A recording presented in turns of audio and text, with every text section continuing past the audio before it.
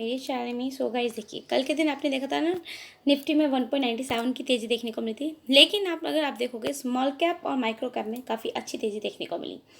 तो गाइस देखिए, एक यही फैक्टर रहता है कि निफ्टी में बहुत अच्छी, मतलब आप कह लीजिए हाई जो लार्ज कैप वाली कंपनीज आती हैं, ठीक है। स्मॉल कैप और माइक्रो कैप में कम कैपिटल वाली कंपनी आती है जिनमें ज़्यादा रिटर्न्स बनते हैं।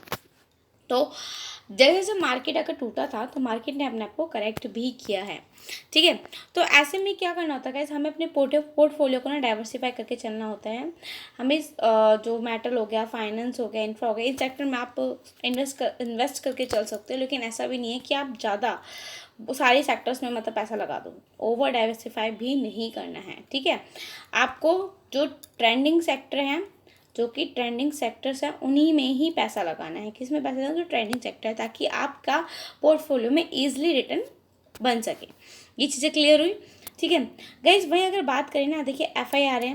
अब आपको पता है NDA की सरकार बन रही है, तो अब FI इसमें बाय करने लगे हैं, ठीक है। अब एक्चुअल में क्या हो रहा है, DI इसमें सेल कर रहे हैं। तो मैं आपको बता दूं, जब भी DI सेल करते हैं तो ऐसे में हमें इन्वेस्टमेंट करनी चाहिए। काफ़ी लोगों ने प्रॉफिट बुकिंग भी की है। क्यों? क्योंकि उनका पैसा अच्छा बन रहा होगा तो वो प्रॉफिट बुकिंग करके निकल चुके होंगे मार्केट में से।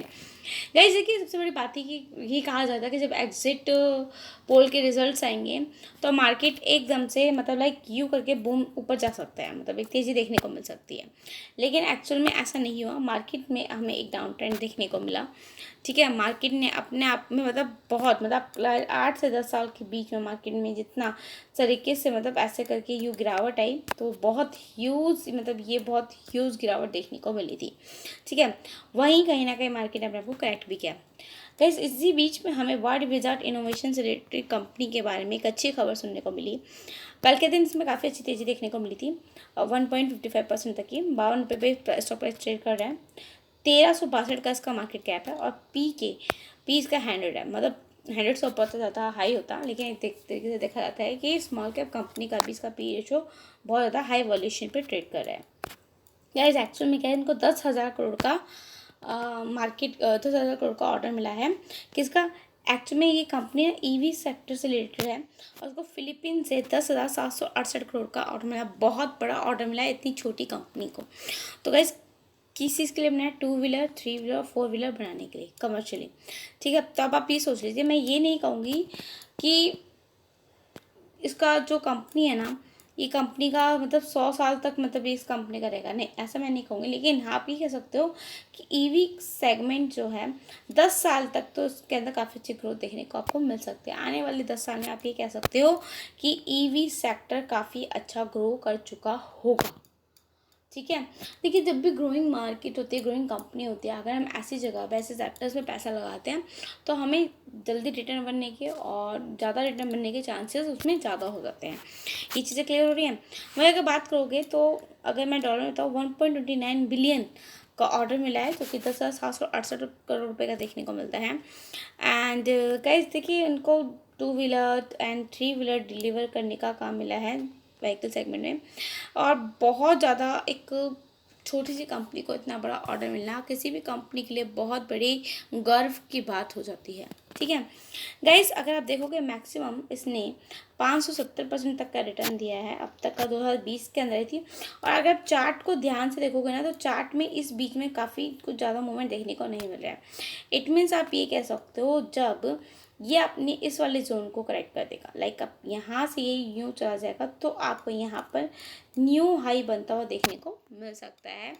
देन आप में इसका प्राइस 70 से 80 से 100, मतलब ये कह लीजिए आने वाले 10 साल के अंदर इसके स्टॉक प्राइस में तो इम्प्रूवमेंट देखने को मिलेगा ही मिलेगा। देखिए, 1300 करोड़ का मार्केट कैप, 10,000 का इसका ऑर्डर मिला है। एंड मान लीजिए 10 साल के अंदर मार्केट इसकी कंपनी काफ़ी अच्छी ग्रो भी हो जाती है ना, 50-60 हज़ार या फिर ज़्यादा लार्ज कैप भी बन जाती है, तो उसका स्टॉक प्राइस आप सोच नहीं सकते कितना ज़्यादा बढ़ चुका होगा और आपका पैसा भी कितना दुगना बन चुका होगा, कंपाउंड हो चुका होगा, ठीक है। गाइस वहीं बात करें RBI के बारे में, तो बहुत अच्छी खबर निकल कर रही है कि RBI के फॉरेक्स के बारे में रिजर्व जो है बढ़ते हुए देखने को मिले। पहले $4.88 बिलियन थे, अब बढ़कर $651 बिलियन हो गया। तो गाइस देखिए, FDI काफ़ी अच्छा पैसा लगा रहे हैं इसके अंदर, मतलब फॉरेन एफडीआई के अंदर फॉरेन इंस्टीट्यूशंस। तो एक बहुत अच्छी हमारे लिए कम बात हो जाती है, क्योंकि अगर हमारे पास रिजर्व में पैसा होगा तभी तो हम, डॉलर होगा तभी तो हम बाहर से कोई चीज़ ले पाएंगे डॉलर के अंदर, ठीक है। इसलिए इसका हमारे पास बढ़ना बहुत ज़्यादा इम्पोर्टेंट होता है हमारी इकोनॉमिक के लिए भी। ओके, वहीं बात करेंगे इस हिंदुस्तान एरोनॉटिक्स की। वैसे हिंदुस्तान एरोनॉटिक्स में देखिए काफ़ी अच्छी तेज़ी देखने को मिल रही है, लेकिन अब देखिए PSU स्टॉक है एंड साल भर में इसने 170% का रिटर्न दिया। एक्चुअल में क्या है, जिस तरीके से कोalition वाली सरकार बनी है, तो PSU स्टॉक्स में इन्वेस्ट करना बहुत ज़्यादा एक रिस्की पॉइंट मेरी नज़र में तो देखने को मिल रहा है, क्योंकि इन्हीं सेक्टर्स में आपको बहुत ज़्यादा वॉलेटिलिटी देखने को मिल सकती है, एकदम से ऊपर एकदम से नीचे भी जा सकते हैं।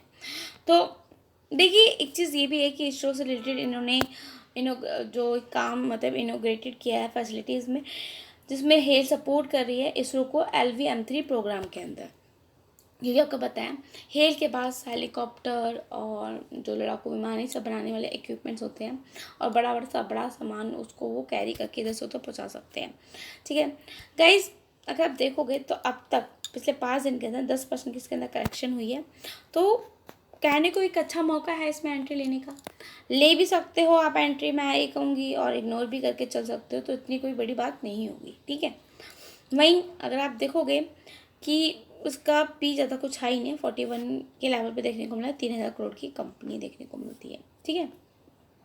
सैक्सॉफ्ट के बारे में गाइस देखिए खबर निकल कर आ रही है कि 4.76% की इसके अंदर तेजी थी, लेकिन पिछले 1 साल के अंदर इसके अंदर कोई मूवमेंट देखने को नहीं मिला है, सिर्फ 1.70% तक की गिरावट देखने को मिली है, और कंसोलिडेशन जोन में देखने को मिला पिछले 5 साल में। हाँ, पिछले 5 साल में आप कह सकते हो 2019 में 34 रुपये ट्रेड कर रहा था, 658% का रिटर्न दिया है। एंड गाइस देखिए इस टाइम पीरियड पे काफ़ी बार इसमें कोई मूवमेंट नहीं था, फिर इधर भी कोई मूवमेंट नहीं था, इसलिए अभी तक इसने कोई एक न्यू रैली बनती हुई देखने को नहीं मिली है।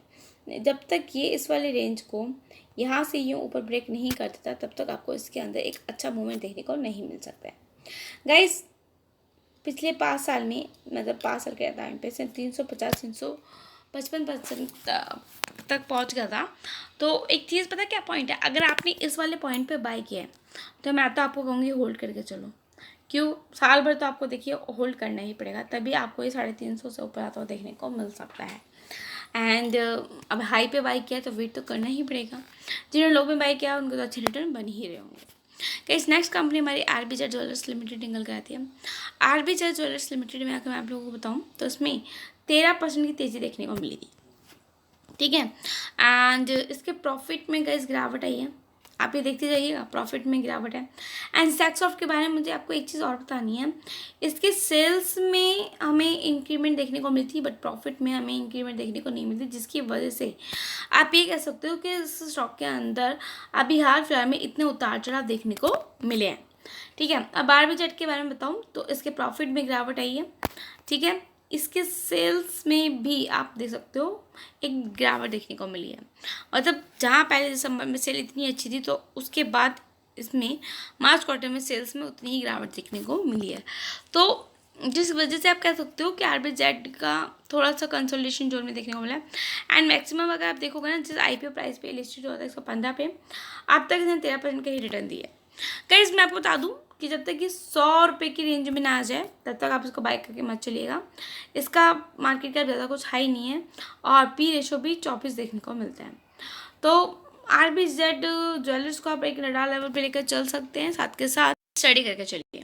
गाइस ये कंपनीज जो मैंने आपको बताई हैं तो इनको थोड़ा सा नज़र में लेकर चलो, क्योंकि देखिए FIDI आ रहे हैं, ठीक है। अगर इनके आने से इन सेक्टर्स में इफेक्ट पड़ रहा है तो आगे चलकर आपको काफ़ी अच्छे रिटर्न्स भी मिल सकते हैं अगर आपके पोर्टफोलियो में ये स्टॉक्स है। तो बेझिझक कुछ कंपनीज को होल्ड करना है होल्ड करिए, इग्नोर करना है इग्नोर करके चलिए। बाकी ऐसे स्टडी करो, चेक करो, इन्वेस्ट करो। चैनल पर नए हो तो लाइक एंड सब्सक्राइब करना मत भूलिएगा। बाय गाइस, थैंक यू, मिलेंगे नेक्स्ट वीडियो में।